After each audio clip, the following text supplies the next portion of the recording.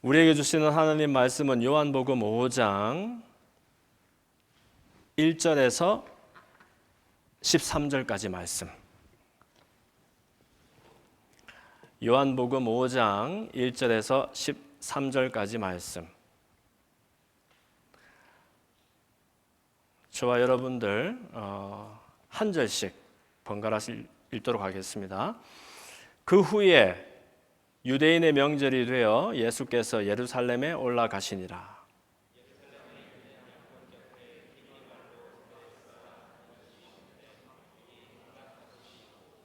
그 안에 많은 병자, 맹인, 다리 저는 사람, 혈기 마른 사람들이 누워 물의 움직임을 기다리니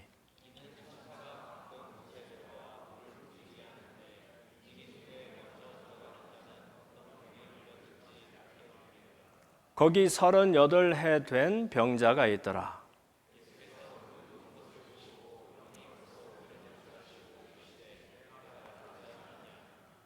병자가 대답하되 주여 물이 움직일 때에 나를 못에 넣어준 사람이 없어 내가 가는 동안에 다른 사람이 먼저 내려가나이다.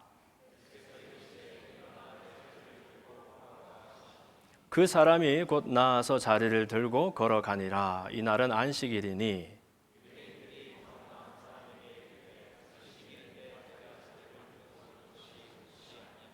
대답하되 나를 낫게 한 그가 자리를 들고 걸어가라 하더라 하니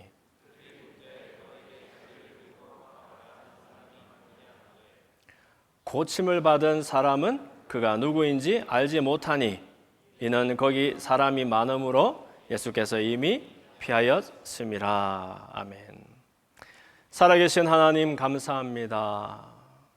한 주간 저희를 눈동자와 같이 지켜보호해 주시고 거룩한 주의 날 시간을 정하고 뜻을 정하여 주님 앞에 나와 신령과 진정으로 하나님을 예배케 하신 것 감사합니다. 있는 그대로의 모습으로 나왔습니다. 잘한 것은 기억되지 않고 생각으로, 말로, 행동으로, 습관으로, 인격으로 하나님과 사람 앞에 잘 못됐던 일들이 더 많이 기억나는 그러한 우리들입니다. 그러나 우리 연약함에도 불구하고 우리를 뿌리치지 않고 하나님 예배한 자리로 불러주시고 우리의 소원을 하나님께 아뢰며 하나님을 뜨겁게 찬양하며 또 주의 말씀 들을 수 있도록 길을 열어주시는 것 감사합니다. 이 시간에 우리의 마음을 가난하고 겸손하게 만들어 주셔서 하나님이 우리 각자에게 주시는 세밀하지만 분명한 하나님의 음성을 듣고 우리의 속사람이 새로워지는 은혜의 시간 되도록 축복해 주옵소서. 성령님을 인정하고 환영하고 의지하고 모셔드립니다. 우리 영혼의 귀가 열려져서 하늘의 기이한 것을 듣게 하옵소서. 예수님 이름으로 기도합니다. 아멘. 오늘 설교 제목이 뭔지 아시겠습니까? 네. 무엇이 중헌디? 무엇이 중한데가 아닙니다. 무엇이 중헌디? 사실 저는 그 영화를 끝까지 이렇게 보지는 못했습니다. 오래전에 곡성이라는 영화가 있었다는데 거기 그 아역 배우가 아주 열연을 해서 그 아이가 이렇게 막 비명처럼 외쳤던 그 이야기가 이상하게 사람들 마음을 울렸고 그 뒤로 이제 패러디가 많이 되어서 본 말이 전도되었다 하는 말이 있죠. 더 중요하고 덜 중요한 것, 이 주객이 바뀌는 일이 생길 때마다 사람들이 웃으면서 무엇이 중헌디 이렇게 묻곤 했던 그런 이야기를 저도 많이 들었습니다. 오늘은 요한복음 5장에 기록되어 있는 이 38년이나 병을 앓던 사람을 예수님 고쳐주신 이야기를 우리가 함께 살펴보면서 나는 과연 무엇을 위해서 오늘 열심히 살아가고 있는가? 혹시 내가 생각하는 중요한 것 때문에 정말로 중요한 것을 놓치며 살아가고 있는 것은 아닌지 한번 살펴보는 시간이 되었으면 좋겠습니다. 때는 그 후에 유대인의 명절이 되어 이렇게 시작합니다. 오늘 본문에 보니까 이 명절이 어떤 명절인지 우리는 알 수가 없습니다. 혹자는 6월절이었을 것이다, 77절이었을 것이다, 불임절이다 이렇게 말들 하는데 성경에서 또렷이 밝히지 않으면 짐작할 따름이지요. 어쨌든 이 명절을, 중요한 명절을 지키기 위해서 예수님께서 예루살렘으로 올라가십니다. 사실 예루살렘은 남쪽에 있고 우리 북반구 사는 사람들은 북쪽으로 가면 올라간다 말하고 남쪽으로 가면 내려간다 말하는데 예루살렘은 항상 올라가는 곳입니다. 왜냐하면 실제로 고도가 높은 지역입니다. 다른 지역들은 전부 저만치 낮게 되어 있는데 예루살렘은 뾰족이 높은 지역, 그 지역을 올라가시니라 이렇게 되어 있고요. 그 자리에서 예수님이 예루살렘을 찾으셨으면 성전으로 바로 가셔야 되는 일인데 이상하게 이날은 베데스다라고 하는 연못으로 가십니다. 거기는 많은 병자들이 놓여 있던 곳이라고 하고요. 그곳에서 예수님이 무려 38년이나 병을 앓고 있던 사람을 만나서 네가 낫고자 하느냐 물으시고 그리고 일어나 네 자리를 들고 걸어가라 말씀하시면서 그 병을 치료해 주십니다. 이 사람이 정말 인생이 바뀌게 된 것이지요. 그래서 거기까지가 이제 9절 말씀까지 우리 내용이 됩니다. 이 대목에서 우리가 이제 이 베데스다라는 연못에 대해서 조금 공부를 해볼 필요가 있습니다. 그 5장 2절 말씀을 보면 다른 어떤 성경 사본에는 있고 어떤 성경 사본에는 없는 그런 한 절 내용이 설명되어 있는데 그 까닭은 보니까 이제 부연 설명이에요. 왜 이 베데스다라는 연못가에 하필 병자들이 많이 앉아 있었을까?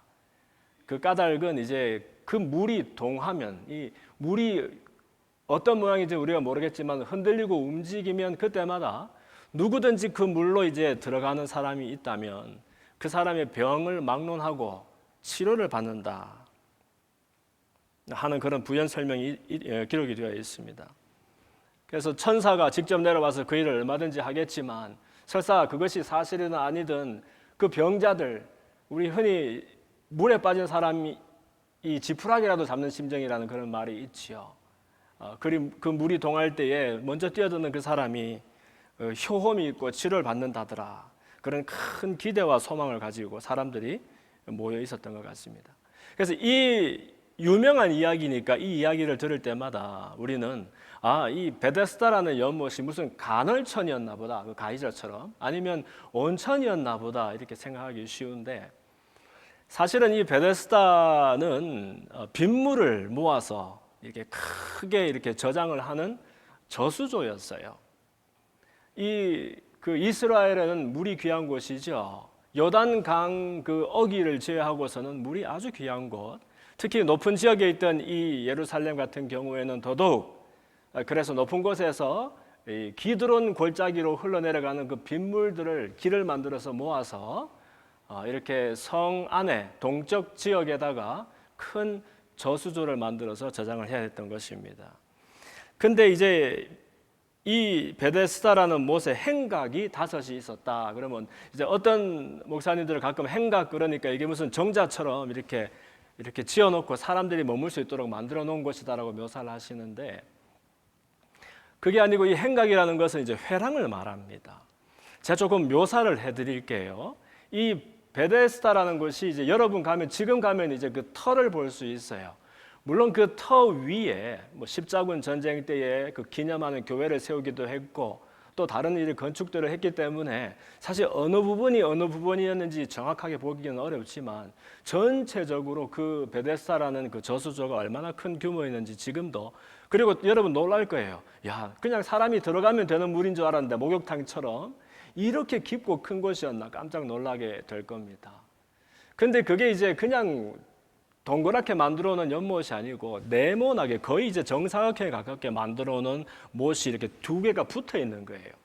그래서 북쪽에 못이 하나 있고 남쪽에 못이 하나 있고 그 사이에 이제 벽을 댐처럼 이렇게 쳐 놓고서, 그러면 행각은 뭐냐 하면 이제 이 북쪽에 못, 남쪽에 못이 붙어 있으니까 이게 날일자 모양으로 이렇게 되겠죠. 그러면 날일자 모양이니까 거의 가로로 폭이 한 4, 50m 되고 길이로 못 하나가 한 4, 50m가 되는 것이 두 개가 있는 거예요, 북남쪽으로. 그러면 이 테두리를 따라서 가운데까지 포함해서 테두리를 따라서 회랑을 만듭니다. 회랑이라는 것은 이제 좌우로 큰 기둥을 세우고 그 위에 이제 지붕을 얹어서 그 사이 이 경계들을 따라서 사람들이 다닐 수 있도록 또 쉴 수 있도록 시설을 만들어 놓은 것이죠. 그런데 이 저수조는 보니까 그 미크베였던 것 같아요. 미크베가 뭐냐 하면 미크바를 하는 곳을 미크베라고 합니다. 그럼 미크바는 또 뭐냐 하면 이 미크바는 정결의식을 말하는 거예요. 사람들이 예루살렘에 이제 성전이 있으니까 중요한 절기를 지키기 위해서 성전으로 가면 아무나 그 성전으로 들어가는 게 아니에요. 바로 저마다 나를 정결하게 해야 들어간다 생각지 않겠어요? 부정한 사람은 못 들어가는 곳이 성전입니다. 그래서 몸으로라도 마음으로라도 내가 깨끗이 못하다 하는 사람들마다 이 저수조에 이 미크베에 가서 자기를 푹 담그어서 자기를 깨끗게 한다는 그런 의미로 의식을 치릅니다. 이게 미크바입니다. 사실 미크바를 하기 위해서 물이 필요하면 그 점 등급이 있어요. 제일로 좋고 깨끗한 물은 흐르는 물이겠죠. 샘 솟는 물, 실로암의 연못 같은 경우는 샘물입니다. 그 이제 굉장히 깨끗하고 좋은 1급수가 될 거고, 그 2급수, 3급수 내려가면 어떤 물들은 이제 저장해 놓은 물, 흐르지 않는 물이죠. 아니면은 사람이 몸을 담그기도 어려울 만큼 얕은 물, 이런 것들은 등급이 내려가는 거예요. 그래서 이 베데스다는 4등급밖에 안 되는 그런 물입니다. 깨끗한 물이 아니죠. 상상을 해보세요. 빗물을 모아놓은 것이 흐르지도 않고 늘 고여있는 그 물이 깨끗할 리가 있겠습니까? 그런데 더더구나 왜 북남쪽으로 나눠져 있느냐? 이 미크바를 행했던 곳은 북쪽에 있던 못이었던 것 같아요. 그리고 북쪽에 있는 못이 남쪽에 있는 못보다 조금 더 높습니다. 높아서 이 북쪽에 있는 저수조가 다 차면 이 수문을 열어서 남쪽의 저수조를 채울 수 있도록 그렇게 되어 있어요. 그러니까 이제 미크바 정결의식은 북쪽에서 하면 되고, 이 남쪽에 있는 못은 그 무슨 용도로 쓰느냐? 이 정결의식을 할 수도 없는 사람, 해도 정결해지지 않아서 성전에 들어갈 수가 없게 된 부정한 사람들, 이때 부정한 사람들에는 병자가 포함이 되는 겁니다. 참 신기하죠? 아니, 병이 있어서 하나님의 도움이 필요해서 호소해야 될 사람들이 정작 성전에는 들어가지 못하고 정결의식을 해도 자기가 정해지지 못하니까 부정해서 그 남쪽 못에 머물면서 그렇게 그냥 좌절함이 있어야 된다니까. 그것이 바로 이제 베데스다 연못의 어떤 광경이 되는 겁니다. 그런데 여기에 이제 예수님이, 왜 예수님이 하필 오셨으면, 예수님은 절기 때마다 예루살렘에 오시면 성전에서 천국 복음을 가르쳐 주셨거든요. 많은 사람들에게, 사실 여러분들이나 저나 매일 행복하기 위해서 열심히 살아가는 사람 아닙니까? 근데 스스로 행복해질 수도 없고 내가 가지고 있는 죄의 문제, 사망의 문제를 해결할 수 없게 된 사람들에게 하나님이 이 사람을 얼마나 사랑하시고 어떻게 건지시기를 원하시는지, 이게 복음이라는 거 아닙니까? 굿뉴스. 이 기쁜 소식을 전하기 위해서 늘 사람들에게 가르치셨단 말입니다. 그런데 이날은 무슨 일인지 성전에 들어가지 않고 바로 베데스다의 그 남쪽 못으로 가셨던 것 같아요. 그 남쪽 못을 상상만 해보십시오. 늘 병자들이 수복한 곳이니까 그냥 물도 더럽고 냄새 나는 곳. 이 물에, 이 저수조에 물을 채우기 위해서는 북쪽에서 이제 물이 더러워지거나 물이 많아져서 이제 좀 이렇게 해결하기 위해서 수문을 열 때마다, 사실 물이 동한다 그랬는데 정말로 그게 어떻게 동했는지 저는 그때 없어서 못 봤지만, 이 저수조를 만들 때 사실 그 붉은 흙이 있던 그 지역에서 거기에다가 회반죽, 이 회치를 이렇게 반죽을 해서 발라서 그렇게 방수를 하고 그렇게 해서 만든 것이 저수조거든요. 그럼 수분을 넘어서 이렇게 물이 확 들어올 때에 그때 회반죽 아래에 있던 이 붉은 흙들이 막 거품을 일으키면서 붉은 물이, 핏빛 같은 물이 막 들어올 때 지푸라기라도 잡고 싶어 하던 그 사람들이 그 물을 보면서 혹시 그 물 속에 이게 밀크배니까 이 물 속에 혹시 나를 낫게 하는 효험이 있지 않을까, 그런 기도와 믿음을 가지고서 베데스다로 뛰어들었던 것 같아요. 그런데 예수님은 한 번도 이렇게 허투루 어디를 가신 적이 없죠. 사실 그 후에 할 때 이 말은 이 요한복음 1장에서 4장까지 말씀을 요약하는 거 아닙니까? 예수님이 3년 반밖에 안 되는 공생의 기간 동안, 그때 버스도 없고 우버도 없던 시절에 두 발로 걸으셔야 했던 그 거리가 무려 3,000마일이 넘습니다, 여러분. 성경에 어디에 가셨더라 된 그 기록만 가지고 따졌을 때 3,000마일이 넘는다고요. 그 이상은 우리가 모르죠.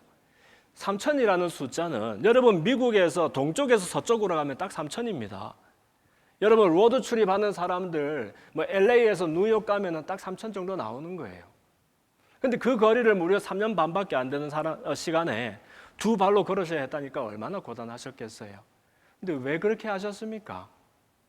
한 사람이라도 더 많이 만나서 스스로 해결하지 못하는 자기의 이 사망과 저주에 속한 이 문제를 하나님을 만나고 생명과 축복으로 옮겨주기 위해서, 어떤 사람은 병든 사람 치료해주고 어떤 사람 귀신 들린 사람 쫓아주고, 그러면서 하나님 천국 복음을 그렇게 가르쳐 주셨잖아요. 그 내용 중에는 보면은 2장인가요? 3장인가? 2장에서 최초의 기적이었던 가나의 혼인잔치에서 물을 포도주로 만드는 기적도 베푸셨고, 그 해에 유월절을 당해서 예루살렘 가셨다가 성전을 정화하는 그런 사건도 있었죠. 그때도 좀 약간 엽기적이었어요. 그렇죠? 성전에 들어갔더니 내 아버지의 집이고 만민이 기도하는 이 집을 사람들이 그냥 장사치의 소굴처럼 만들어 놓은 거예요.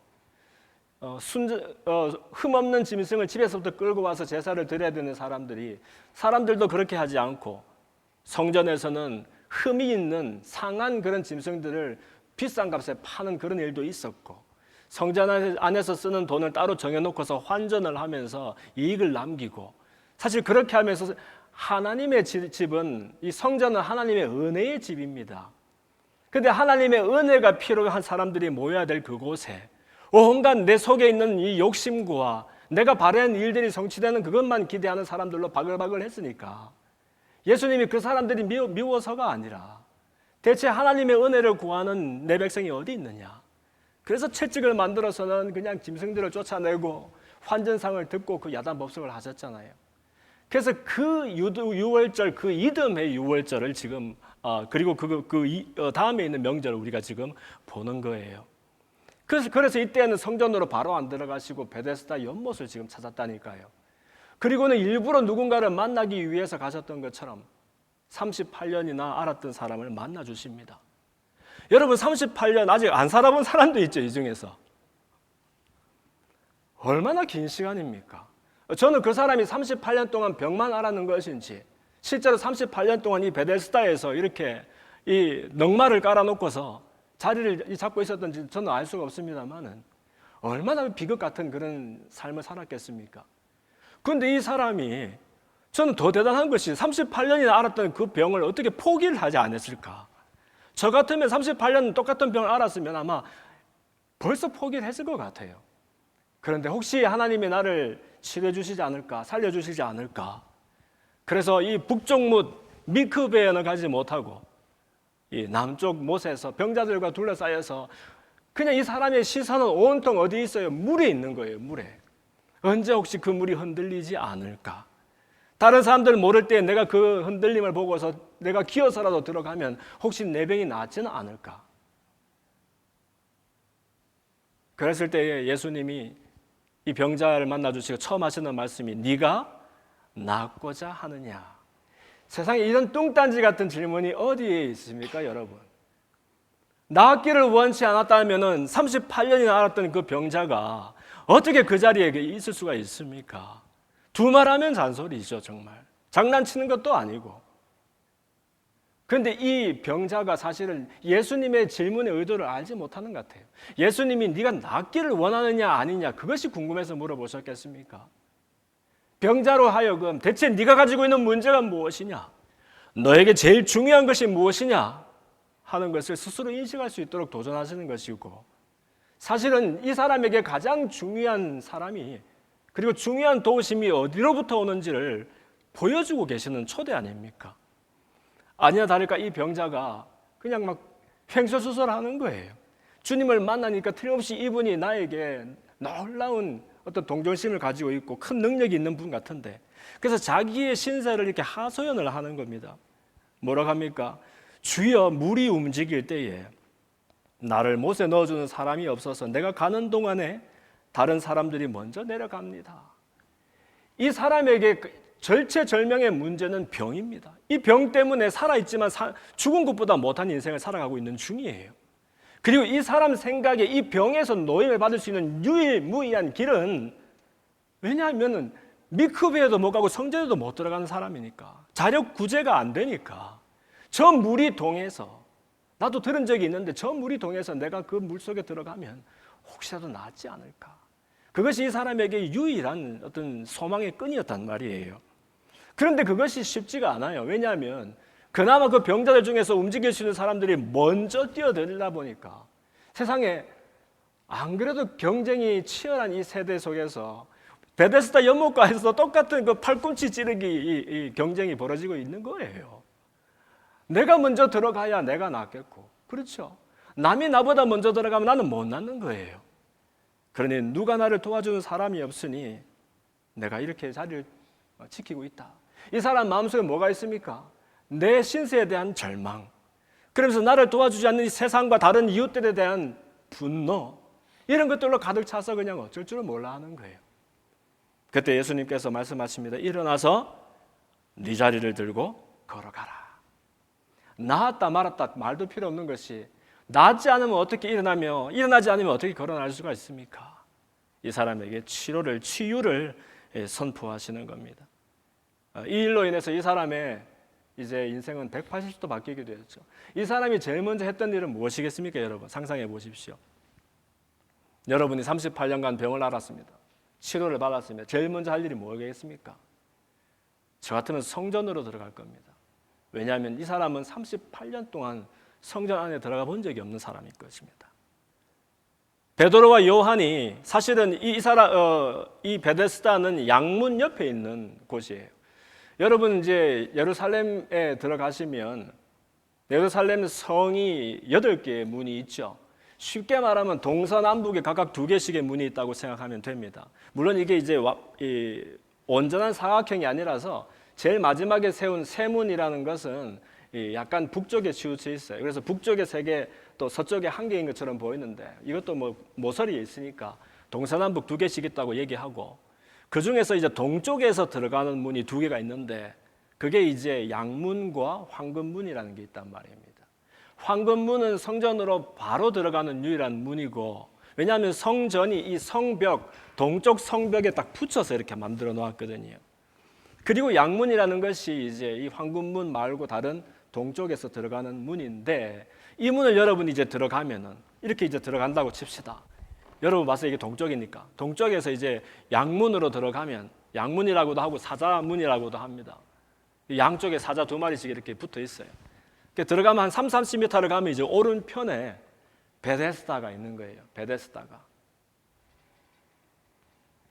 그리고 이 해필 또 이 길의 왼편에는 성전이 있어요. 성전이. 그래서 베데스다는 성전 바로 앞에 있는 그런 미크베입니다. 그렇게 이 사람이 제일 먼저 치료를 받고 성전으로 뛰어갔겠죠. 그리고 베드로와 요한도 언젠가 황금문으로 기도할 시간에 대해서 올라가다가 거기서 나면서부터 안전병이 된 사람을 만나죠. 그 사람이 구걸하고 있을 때 베드로가 뭐라 합니까? 은과 금은 내게 없지만 내게 있는 것으로 너에게 주노니 곧 나사렛 예수의 이름으로 일어나 걸어라 할 때, 태어나서 한 번도 서본 적이 없는 사람이 이제 일어나서 걷고 뛰게 됩니다. 이 사람 시키지도 않았는데 제일 먼저 한 일이 뭡니까? 평생을 성전 앞에서 구걸했던 사람이지만 정작 성전 안에는 한 번도 들어가 본 적이 없는 이 사람, 제일 먼저 한 일이 성전 안으로 들어가서 하나님을 찬미하고 예배했다는 겁니다. 그래서 사실은 병을 치료해 주실 때 예수님이 이름 석자도, 예수님 이름이 2자시구나, 예수, 이름 2자도 알려주신 적이 없으십니다. 그러나 성전 안에 들어가 보니까 세상에 그 냄새나는 병자들을 치료해 주셨던 그 양반이 이제 성전 안에서 많은 사람들에게 주옥 같은 천국 말씀을 권위 있게 가르쳐주고 계시는 거예요. 그래 그 자리에서 예수님이 보라 네가 나았으니 더 심한 것이 생기지 않게 다시는 죄를 범하지 말라 이렇게 말씀해 주세요. 이 말씀을 통해서 예수님이 이제 정리를 해주시는 겁니다. 첫 번째, 이 병자에게 가장 중요한 것은 물이 움직일 때 뛰어들어서 병이 낫는 것. That's it. 그것이었어요. 그러나 예수님은 당연히 병도 나아야 되겠지만 병을 낫게 하시는 그 은혜를 베푸신 이가 누구신지 보게 하기를 원했던 거예요. 하나님이 너를 사랑하시고 또 너의 병을 치료하신다는 것을 경험하게 해주고 싶었던 것이죠. 그리고 병이 낫고 몸이 건강해지는 것보다 더 중요한 것은 우리가 하나님 안에 있어서 하나님과 관계가 맺어질 때에 우리 영혼이 소생되는 것이라는 겁니다. 예수님 하신 말씀이 그거였잖아요. 네가 이제 나았으므로 더 심한 것이 생기지 않도록 다시는 죄를 범하지 말아라. 다시 한번 이 죄라는 것은 나쁜 짓 하고 다른 사람 속이고 훔치는 것이 죄가 아니라 하나님 없다, 나는 하나님 필요 없다, 하나님 상관없다라고 말하는 그 자기의가 죄라는 것이잖아요. 그러니까 이 38년 된 병자에게 너를 치료해 준 하나님을 기억하고 그 하나님 안에서 참 행복을 누리며 살도록 그렇게 초대를 해주셨던 겁니다. 그런가 하면 다른 세력이 하나 있습니다. 우리가 봐야 될 다른 무리의 사람들이 누구냐 하면 이 베데스다 연못에 이제 다른 건강한 유대 사람들도 있었던 것 같습니다. 이 북쪽 못에서 이 회랑을 통해서 남쪽 못도 보이고 합니다. 근데 이 유대 사람들이 38년 동안 병을 앓던 사람이 이제 일어나서 자리를 들고 걸어 나가거든요. 이때가 하필 언제였냐면 안식일이었습니다. 그런데 안식일 날 이 자리를 들고 나가니까 유대 사람들이 이 사람을 비난하기 시작하는 거예요. 왜 네가 안식일은 거룩하게 지켜야 되고 일하면 안 되는데 가장 이 현저한 일이 뭐예요? 자기 자리를 들고 나가는 일이에요. 심지어 안식일에는 성전을 드나들 때에 물건을 들고 자기 자리를 들고 드나들지 못하도록 율법이 금하고 있다는 거예요.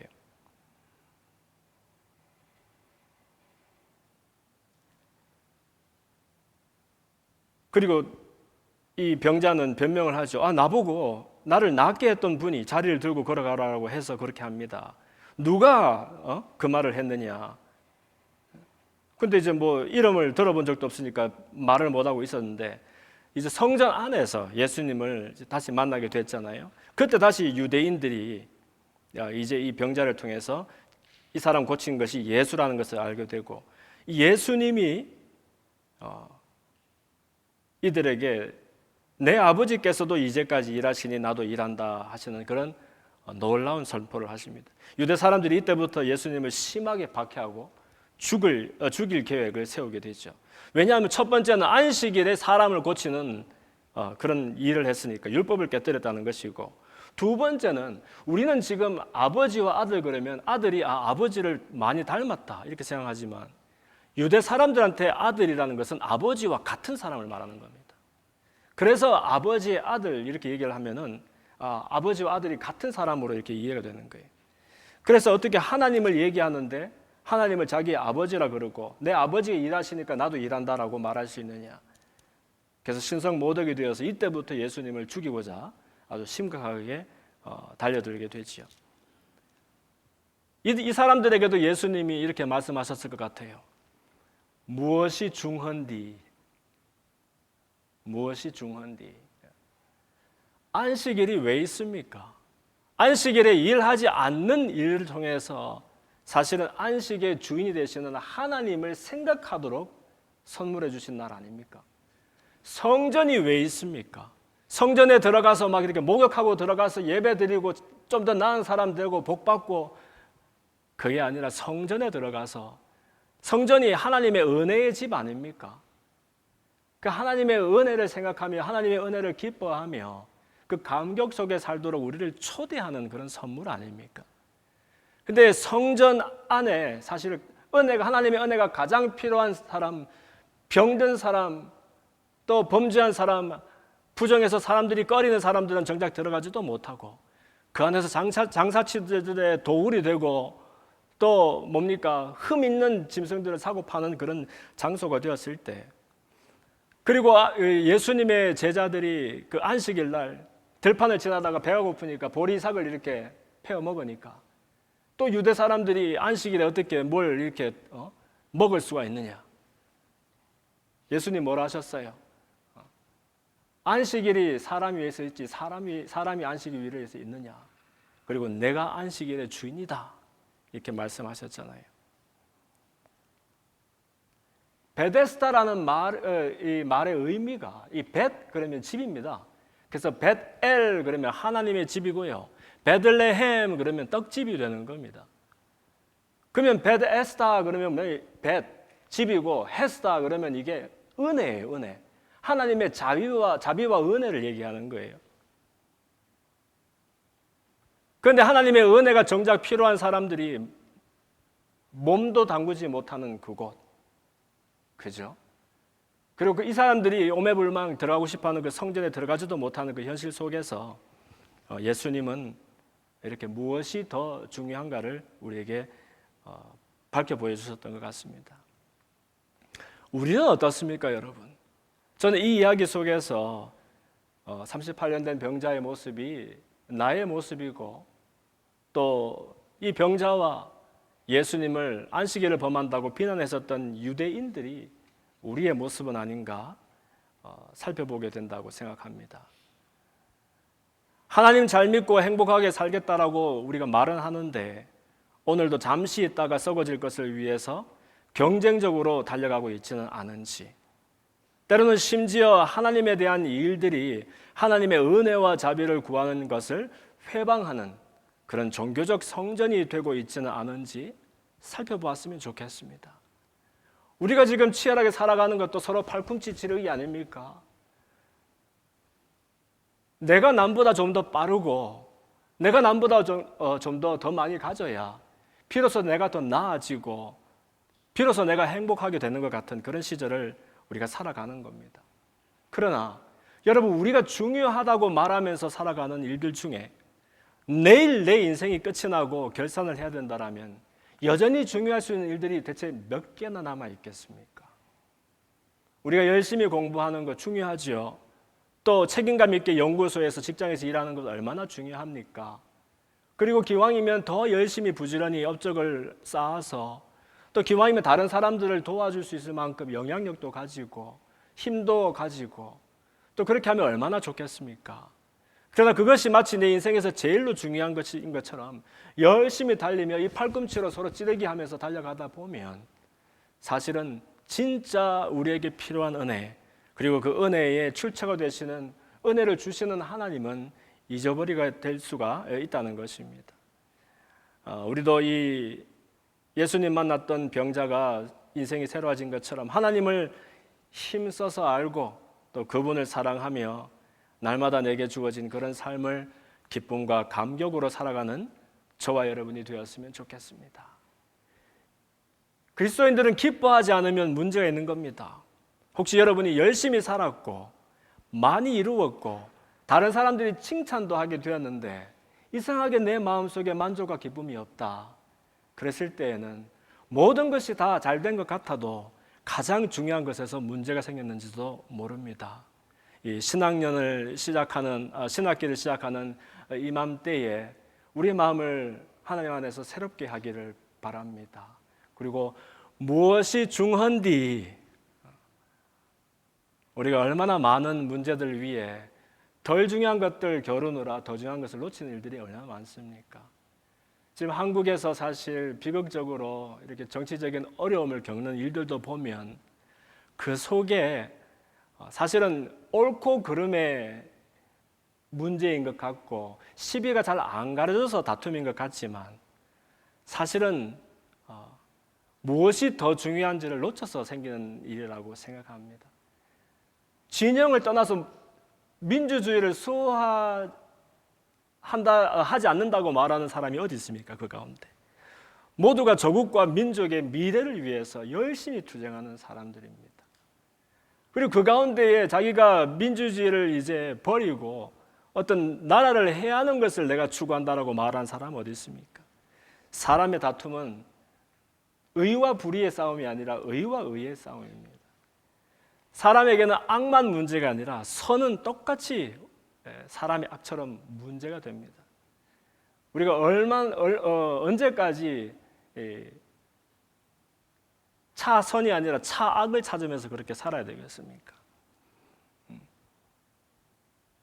그래서 날마다 무엇이 중요한지 스스로에게 물어보고 일상 속에서 그것을 고민하면서 살아가는 저와 여러분들이 되었으면 좋겠습니다. 기도하겠습니다.